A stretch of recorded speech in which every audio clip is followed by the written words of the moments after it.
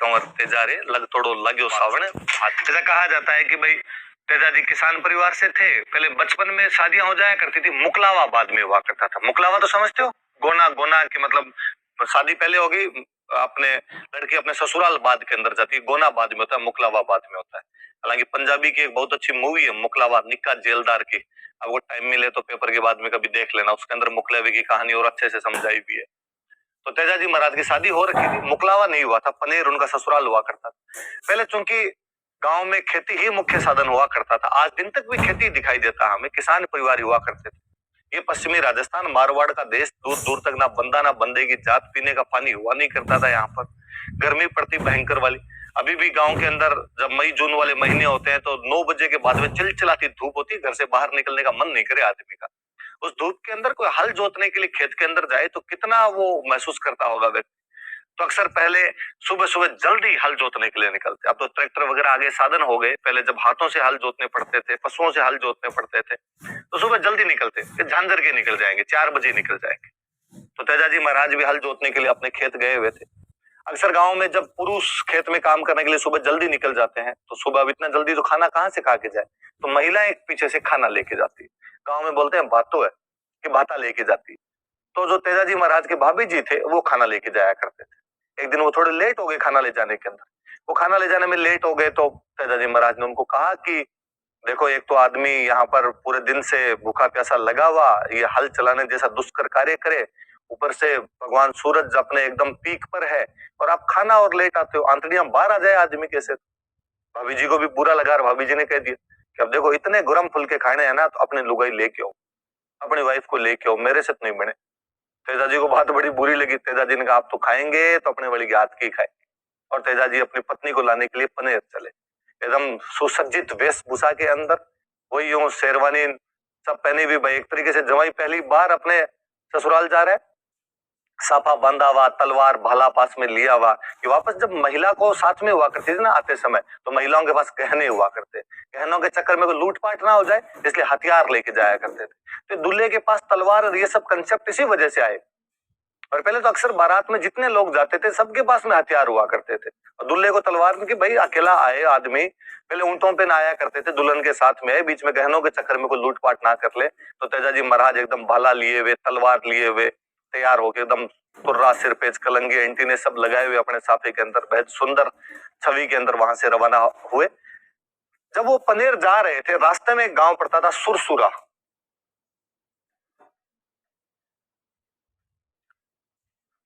एक महिला थे वहां पे लाछा नाम करके, गुर्जर जाति की महिला थे, एक लाछा नाम करके गुर्जर जाति की महिला थे।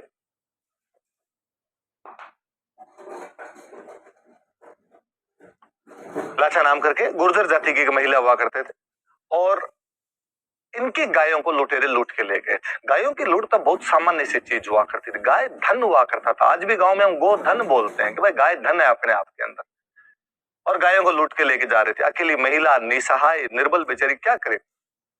जब उसने तेजाजी महाराज को जाते हुए देखा कि एक व्यक्ति एकदम हथियारों के साथ नौजवान वहां से गुजर रहा है, तो वो घोड़ी के आगे आई, लीलन के आगे आई, उसने हाथ जोड़े, तू मेरे धर्म का भाई है, मेरी गायों को उठा के ले गए, मेरी गायें बचा। ये सुनते तेजाजी का भी यूं रोंगटे खड़े, उनको लगा यार कोई गायों की लूट कैसे कर सकता है, गायों को बचाना मेरा धर्म है। और उन्होंने कहा कि भाई तू तो रो मत, तो ये बता किस साइड के अंदर गए, बाकी मैं देख लूंगा उन सब।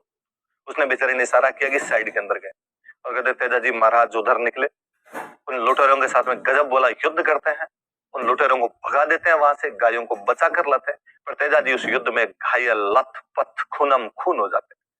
बीच की कहानी है कि तेजाजी जब जा रहे थे उन गायों को बचाने के लिए, तो रास्ते में एक सांप था, वो जल रहा था, एक सांप जल रहा था। और उस जलते हुए, ऐसा गांव के अंदर भी कहा जाता है कि सांप को मारने के बाद में उसे जला देना चाहिए। सांप को मारने के बाद में यदि जला दिया जाता है तो सांप को मुक्ति मिल जाती है।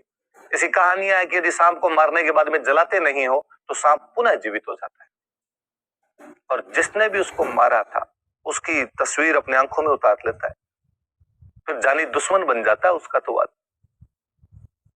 तेजा जी महाराज को पता नहीं था वो सांप जल रहा था, उनको लगा बेचारा जानवर आग में जल रहा है और उन्होंने अपने भाले की नोक से उस जानवर को बाहर निकाल दिया, सांप को बाहर निकाल दिया। सांप ने बाहर अधिकार क्या किया, यहाँ मोक्ष मिलने वाली थी, पास पहुंचा हुआ ही था एकदम में, पर आपने इस प्रकार से मुझे बाहर निकाल दिया। तेजा जी महाराज ने कहा यार मुझे क्या पता, मुझे तो लगा यार तुम जल रहे हो तो मैंने तुम्हारे लिए ठीक ही किया। उसने कहा नहीं ये ठीक नहीं, बुरा हुआ है, सजा मिलेगी, भरपूर मिलेगी। तेजा जी महाराज ने कहा यदि मैंने अपराध किया है तुम्हारे लिए तो मैं दंड का भागी हूँ, पर एक बार मैं लाछा गुजरी को वचन दे के आया हूँ कि मैं उसकी गायों को बचाऊंगा, तुम एक बार मुझे जाने दो, मैं लौट कर तुम्हारे पास जरूर आऊंगा। उसने कहा मैं यही वेट कर रहा हूं। तो तेजा जी ने कहा पक्का, मैं अपने वचनों को भंग नहीं करूंगा, मैं वापस आ जाऊंगा तुम्हारे पास।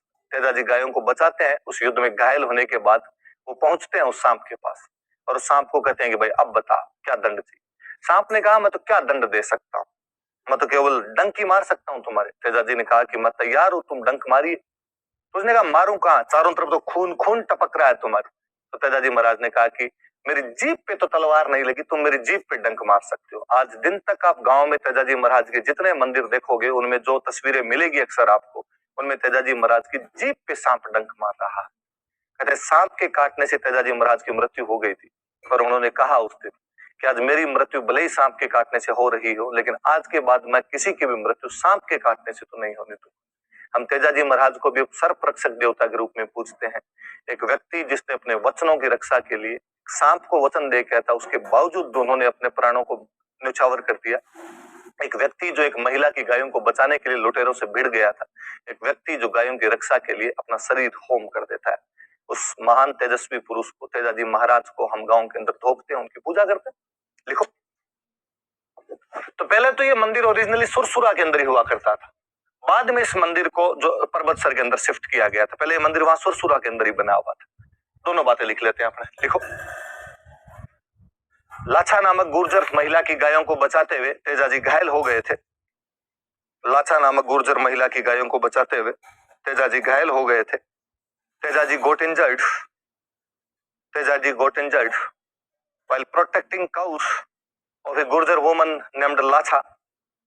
Teja ji got injured while protecting cows of a Gurjar woman named Lacha. Teja ji लाछा नामक गुर्जर महिला की गायों को बचाते हुए घायल हो गए थे। लाछा नामक गुर्जर महिला की गायों को बचाते हुए घायल हो गए। लाछा नामक गुर्जर महिला की गायों को बचाते हुए घायल हो गए थे तथा एक सांप के काटने से उनकी मृत्यु हो गई थी। तथा एक सांप के काटने से उनकी मृत्यु हो गई थी। And he died due to snakes biting. And he died due to snakes biting. तथा एक सांप के काटने से उनकी मृत्यु हो गई थी। तथा एक सांप के काटने से उनकी मृत्यु हो गई थी। And he died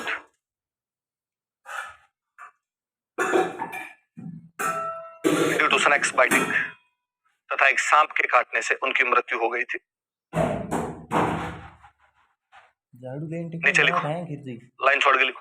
Teja ji सर्परक्षक देवता है। तेजा जी सर्परक्षक देवता है। Teja ji the deity who protected from snake. Teja ji सर्परक्षक देवता है। Teja ji the deity who protected from snake. Teja ji सर्परक्षक देवता है। Teja ji is a deity who protected from snake.